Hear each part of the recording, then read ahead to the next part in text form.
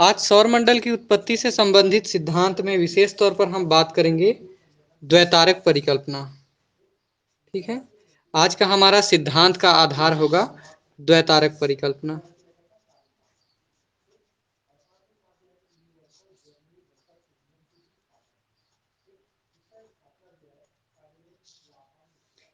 ये द्वैतारक परिकल्पना होता क्या है? तो कहा जाता है कि सौरमंडल का जन्म दो तारों से मिलकर हुआ था।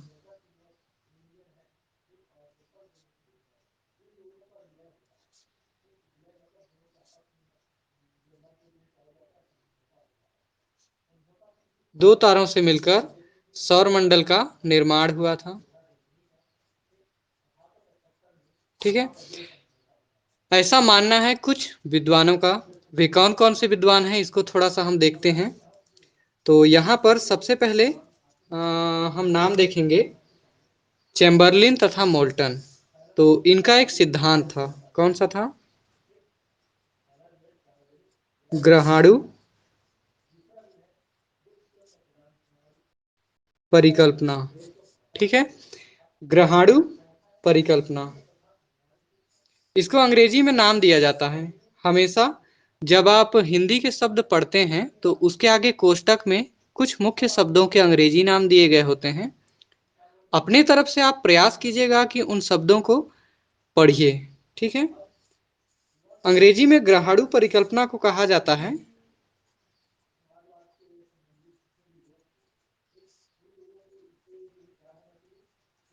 प्लेनेटिसिमल। ठीक है, प्लेनेटेसिमल कहा जाता है, प्लेटेनेसिमल हाइपोथेसिस।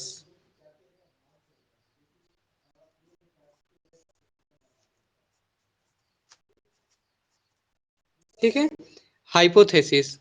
हाइपोथेसिस का क्या मतलब होता है? परिकल्पना। और परिकल्पना मैंने बताया था सिद्धांत से पहले की अवस्था परिकल्पना, अर्थात कोई विद्वान किसी तथ्य को रखकर उसके संबंध में अपना एक विचार प्रस्तुत करते हैं। ग्रहाणु परिकल्पना के जो जन्मदाता थे, जन्मदाता या हम कहें जनक। ठीक है, तो दो थे, इसमें दो विद्वानों का नाम निकल कर आता है। पहला चेम्बरलिन। ठीक है, चेम्बरलिन के साथ एक और विद्वान थे जिनका नाम है मोल्टन। ठीक है, चेम्बरलिन और मोल्टन, इन दोनों विद्वानों ने सन 1904 में, कब?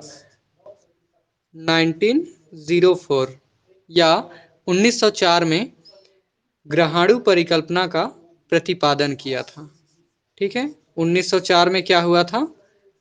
प्रतिपादन, मतलब भूगोल विषय के क्षेत्र में या खगोल विज्ञान के क्षेत्र में एक नए सिद्धांत का जन्म हुआ था, जिसे कहा जाता है चैम्बरलिन एवं मोल्टन द्वारा प्रतिपादित ग्रहाणु परिकल्पना। इस परिकल्पना के विषय में मैंने बताया था कि यह परिकल्पना मुख्य तौर पर इनका जो आधार था किस बात पर टिकी हुई थी। तो आधार को एक बार फिर से देख लेते हैं, हालांकि मैं बताया था लेकिन एक बार फिर से बता रहा हूँ, आपका रिवीजन हो जाएगा।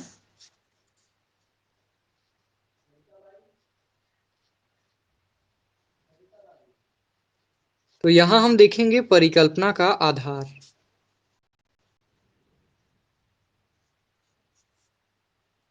परिकल्पना का क्या आधार था?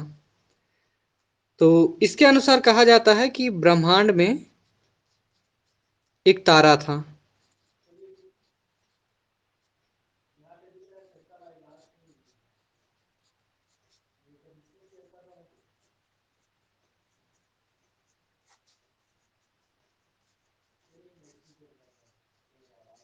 आरंभ में एक गोलाकार सूर्य था, कहाँ था? ब्रह्मांड में। ठीक है, उसके बाद कहा जाता है कि साथी विशाल तारा था।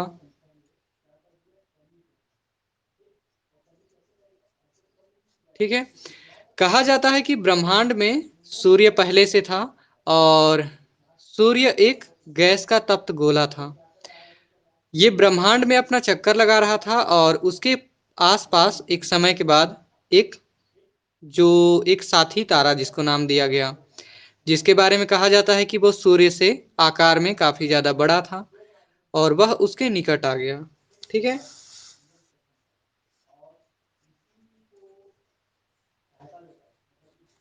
अब क्या हुआ कि यहाँ आकर्षण शक्ति काम किया।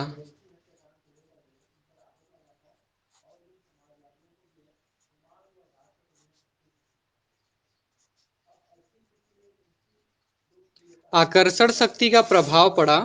उसके बाद कहते हैं कि असंख्य छोटे छोटे कण निकले। कहाँ से? सूर्य से।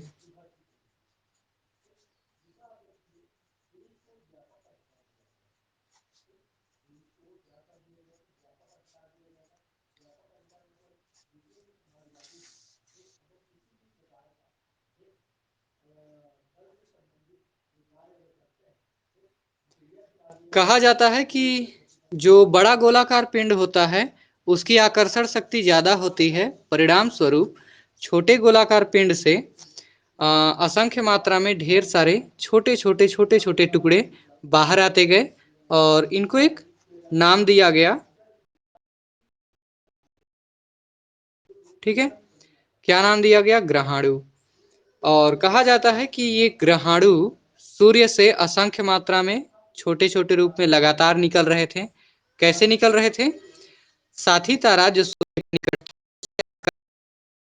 से, और ये ग्रहाणु जब से अलग हो गए उसके बाद सूर्य के चारों तरफ चक्कर लगाने लगे और कहा जाता है कि यही समय बीतने के साथ गोलाकार स्वरूप ग्रहण करते गए और 9 ग्रहों में परिवर्तित हो गए। और फिर कुछ थे कि गोलाकार पिंड में तो बदले, लेकिन वो सूर्य का चक्कर नहीं लगाकर ग्रहों का चक्कर लगाने लगे और ग्रह कहलाए। ठीक है। तो चैम्बरलिन और मोल्टन की ग्रहाणु परिकल्पना के अनुसार इस तरीके से उत्पत्ति हुआ। किसका? सौर मंडल का। सौर मंडल में मुख्य तौर पर सूर्य होता है और उसके साथ उसके सदस्य मतलब ग्रह और उपग्रह। इसको थोड़ा सा हम डायग्राम के माध्यम से चलिए देखते हैं। चित्र के जरिए आपको आसानी से समझ में आएगा।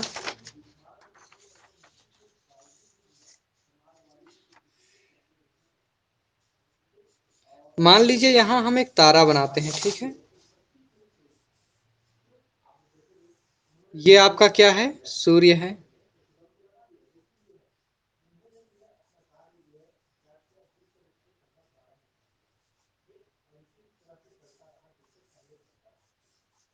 ठीक है। ये सूर्य है और कहा जाता है कि ये क्या है? सूर्य से निकलने वाले असंख्य कण हैं। ठीक है। जो सूर्य से लगातार निकल रहे थे। अब ये निकल रहे थे तो कहा जाता है कि किसी के आकर्षण शक्ति के प्रभाव से सूर्य से निकल रहे थे। इनका डायरेक्शन बिल्कुल ऐसा था। ठीक। अब कहा जाता है कि सूर्य ये कहाँ था? ब्रह्मांड में विचरण कर रहा था और इसके चारों तरफ एक विशाल तारा चक्कर लगा रहा था। ठीक है। मतलब इसका ये मार्ग था। ठीक है। इस तरीके से सूर्य के काफी नजदीक आ गया और चूंकि इसका आकार ये 3 बनाया हूं लेकिन एक ही है। ठीक है। ये चक्कर लगा रहा है, इस परिस्थिति में इसको रखा हूं मैं। साथी तारे का आकार कहते हैं सूर्य से बड़ा था, परिणाम स्वरूप सूर्य से असंख्य मात्रा में ये छोटे छोटे कण बाहर की ओर आते गए। ठीक है। और इसे एक नाम दिया गया, ग्रहाणु भी कहते हैं। और अच्छा, ये क्या है? साथी तारा। साथी तारे का मार्ग। ठीक है, साथी तारे का ये मार्ग है, इस दिशा में ये परिभ्रमण कर रहा है, मतलब घूम रहा है। सूर्य था, उसके नजदीक आ गया तारा, और यहां से सूर्य से असंख्य मात्रा में ढेर सारे छोटे छोटे कण निकलते गए। इन्हें कहा गया वायव्य गैस पुंज।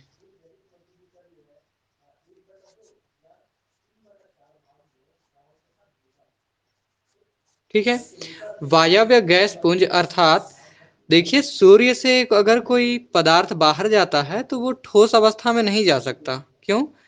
क्योंकि सूर्य में तापमान बहुत ज्यादा है, गर्मी बहुत ज्यादा है। कोई भी वस्तु होगी वह पिघल जाएगी पूरी तरीके से। तो कहा जाता है कि तरल अवस्था में और पिघली हुई अवस्था में और कुछ गैस के रूप में ग्रहाणु बाहर निकले, मतलब सूर्य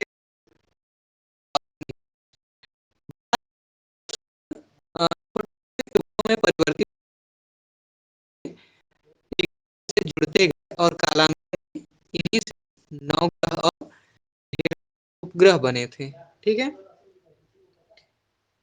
तो ये था चेम्बरलिन और मोल्टन के अनुसार सौरमंडल के निर्माण की प्रक्रिया। अब क्या हुआ था कि ये असंख्य मात्रा में वायव्य गैस पुंज बाहर निकला, मतलब ढेर सारे छोटे छोटे टुकड़े। तो ये साथी तारे में नहीं मिल पाए, ठीक है, ना तो वापस सूर्य में जा सके। अब क्या हुआ कि साथी तारा कहाँ चला गया घूमने, ऐसा कहना है चेम्बरलिन का। शेष रह गया था सूर्य। तो कहा जाता है कि सूर्य के चारों तरफ ये फिर चक्कर लगाने लगे, सूर्य में वापस नहीं जा सके, तो चक्कर लगाने लगे। और इस तरीके से ये बाद में एक दूसरे से जुड़ते जुड़ते कुछ निश्चित संख्या में गोलाकार ग्रह का रूप ले लिए। ठीक है, बस यही था इनका परिकल्पना। अब देख लेते हैं इनके इस परिकल्पना का, अर्थात वायव्य राशि परिकल्पना की कुछ आलोचनाएं की गई थी। वे कौन कौन सी आलोचना के प्रमुख बिंदु हैं, इसको देख लेते हैं। चलिए,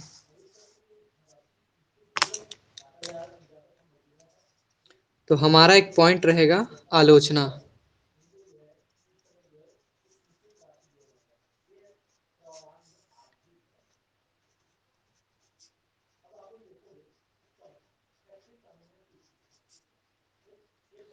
आलोचना के प्रमुख आधार कौन से हैं? ठीक है, कहा जाता है कि एक समय तक तो इनकी परिकल्पना काफी ज्यादा मान्य थी, लोगों ने मान्यता दी। लेकिन इसके बाद कहते हैं कि धीरे धीरे जब नए तरीके से सौरमंडल का अध्ययन किया जाने लगा, ब्रह्मांड को जाना और समझा जाने लगा, नए नए दूरबीन टेलीस्कोप का आविष्कार होने लगा, और जैसे जैसे विज्ञान तरक्की करता गया, तो ये माना जाने लगा कि वास्तव में ग्रहों का निर्माण और सौरमंडल का निर्माण और इसकी जो प्रक्रिया है वो उतनी आसान नहीं है जितना कि बताया जाता है।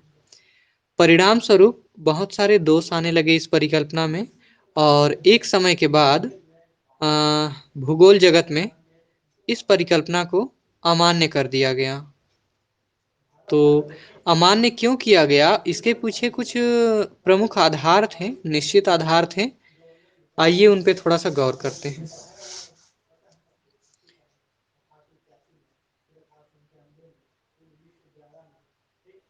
आलोचना के आधार पर इन्होंने क्या कहा, मतलब यहाँ पर दूसरे विद्वानों ने इनकी आलोचना की तो उन्होंने कुछ बिंदुओं के आधार पर किया। पहला बिंदु आलोचकों का ये था कि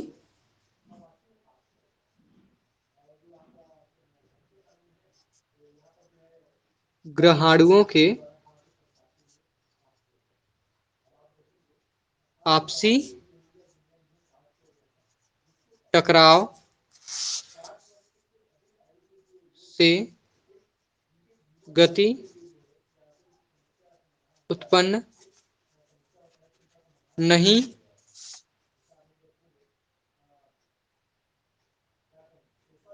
हो सकती।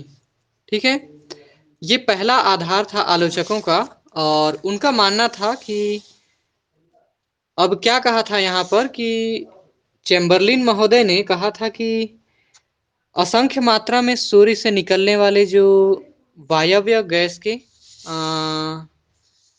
गैस का अंश जो था, ये वायव्य गैस पुंज जो है निकला था। ये बाद में क्या हुआ कि बाद में ठोस हो गया। ठोस जब हो गया तो यही कालांतर में ग्रहाणु बना था। और उसके बाद चैम्बरलिन महोदय और मोल्टन महोदय ने कहा था कि ये ग्रहाणु आपस में टकराने लगे थे। टकराने के बाद ये जुड़ भी गए और इनमें एक गति उत्पन्न हो गई थी, ऐसा कहा जाता है। तो यहाँ पर आलोचकों का तर्क था कि ग्रहाणुओं के आपसी टकराव से या आपस में जब वो टकराएंगे तो वो भले जुड़ सकते हैं, किंतु उनमें गति उत्पन्न नहीं हो सकती। ठीक है, ऐसा मानना था। दूसरा आलोचना का आधार था, उसको देख लेते हैं।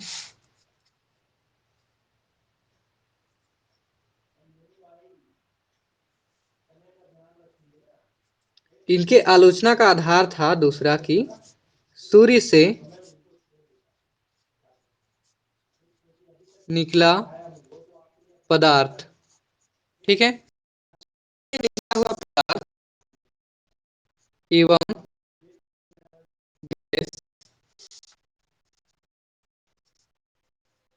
कम मात्रा में निकले।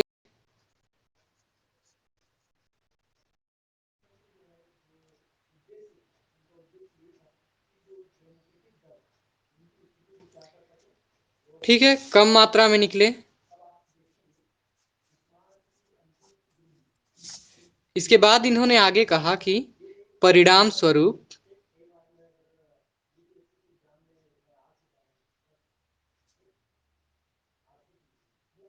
इतने बड़े,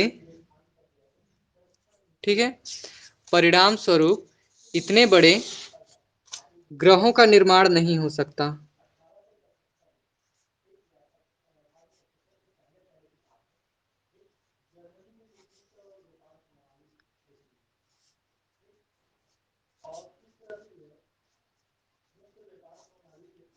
ये कहना था आलोचकों का।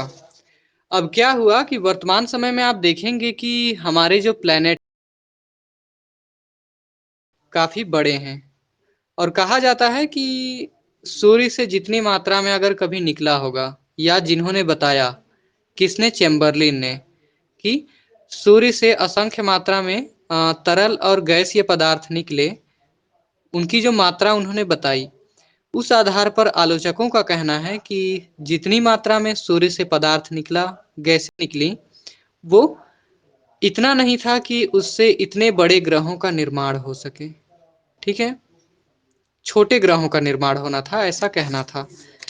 और इस बात को फिर साबित नहीं कर पाए चैम्बरलिन और मोल्टन। आलोचकों का जो एक और आधार था आलोचना करने का, वो क्या है देखते हैं।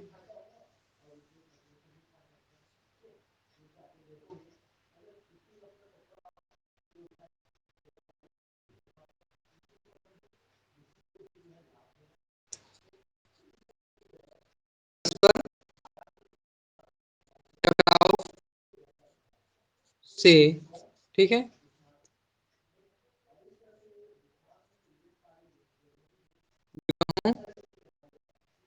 की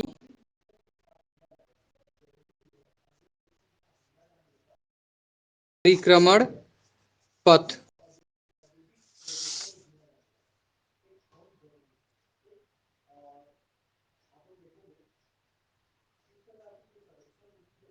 वृत्ताकार नहीं हो सकता। ठीक है, ये कहना था, किसका कहना था, आलोचकों का। अब क्या हुआ था कि कहा जाता है कि चैम्बरलिन महोदय ने जैसा कि बताया था कि आपस में जब ग्रहाणु टकराने लगे, ठीक है, ग्रहाणुओं के जुड़ने की प्रक्रिया संपन्न होने लगी और धीरे धीरे ग्रहों का निर्माण होने लगा। तो कहा जाता है कि इन्होंने क्या बताया था कि एक गोलाकार,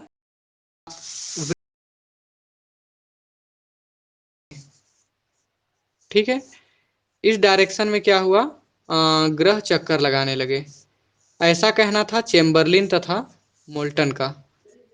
ठीक है, लेकिन कहा जाता है कि आलोचकों ने कुछ सबूत प्रस्तुत किया और उनका कहना था कि जब ग्रहाणु टकराए, आपस में जब टक्कर हुए, तो कहा जाता है कि इससे कोई भी जो परिक्रमण पथ होता है, मतलब कोई पिंड है जो चक्कर लगा रहा होता है, दो पिंडों में जब टक्कर होगा, तो कहते हैं कि उनका जो घूमने का दिशा है वो एकदम गोलाकार नहीं हो सकता, बल्कि वो लगभग इस तरीके से होगा।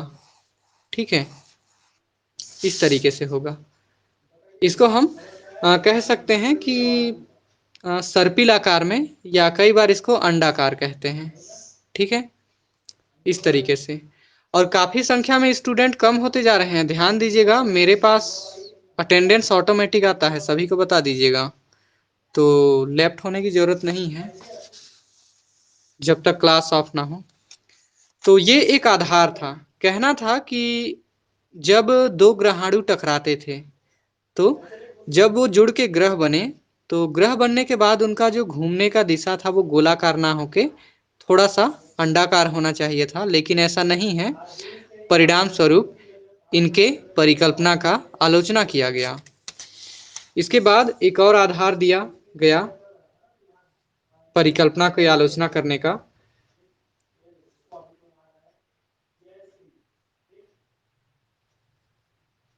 ग्रह आरंभ से ही ठोस नहीं हो सकते। ठीक है, अब क्या था कि चैम्बरलिन और मोल्टन महोदय का ये कहना था कि जब वायव्य गैस पुंज सूर्य से अलग हुआ, बाद में वो ग्रहाणु बना। ठीक है, ग्रहाणु बनने के बाद क्या हुआ कि कह सकते हैं कि वो ठोस रूप में हो गया। ठीक है, और आपस में वो जुड़ने लगे। लेकिन कहा जाता है, आधुनिक खोजों के बाद ये प्रमाणित हो चुका है कि कोई भी गोलाकार पिंड, चाहे वो ग्रह हो या उपग्रह हो, आरंभ से ही वो ठोस अवस्था में नहीं होता है, बल्कि वह या तो तरल अवस्था में होगा या तो गैस के रूप में होगा। ठीक है, समय बीतने के साथ वो ठंडा होता है और फिर ग्रह बनता है और ठोस होता है। तो इस आधार पर आलोचना की, और इनके आलोचना का कोई संतोषजनक समाधान चैम्बरलिन और मोल्टन महोदय प्रस्तुत नहीं कर पाए। ठीक है, एक और आधार है जिसके आधार पर इस परिकल्पना की आलोचना की जाती है।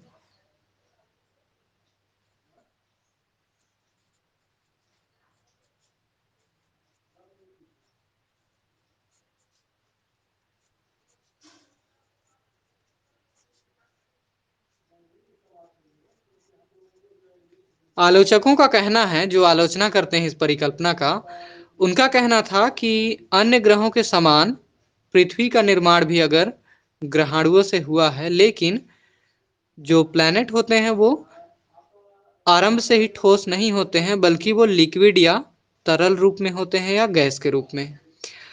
और चैम्बरलिन और मोल्टन महोदय ने पृथ्वी के बारे में बताया था कि पृथ्वी आरंभ से ही ठोस अवस्था में थी। ठीक है, कभी तरल अवस्था में थी ही नहीं। लेकिन ये पूर्णतः गलत है। आधुनिक खोजों से ये प्रमाणित हो चुका है कि हमारी पृथ्वी आरंभ में तरल अवस्था में ही थी। तो इस आधार पर भी इस परिकल्पना की आलोचना की जाती है। ठीक है, और वर्तमान में ये परिकल्पना मान्य नहीं है। इसके बाद हम आगे बढ़ते हैं। ठीक है, इस परिकल्पना के बारे में इतना ही था, और कुछ चीजें होंगी जो शायद छोटी हो, तो आप लोग ध्यान दीजिएगा, उसे आप लोग पुस्तक से पढ़ लीजिएगा। एक और जानकारी,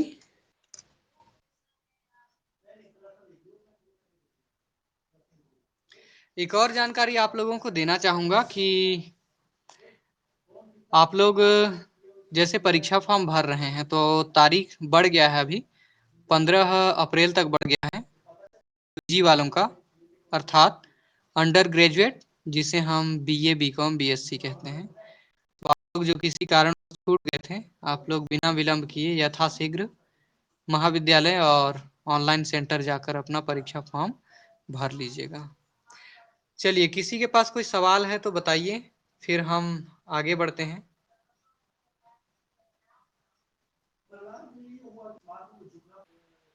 कोई सवाल नहीं है। ठीक है, फिर हम लोग आज की कक्षा यहीं समाप्त करते हैं। आरंभ में आप 24 लोग जुड़े थे, अभी 16 रह गए। कोशिश कीजिए और अधिक से अधिक मात्रा में जुड़ने का। ठीक है, चलिए फिर हम लोग आज यहीं समाप्त करते हैं कक्षा को।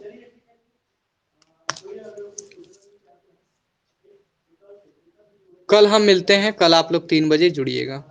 ठीक है, सभी अपना ख्याल रखिए।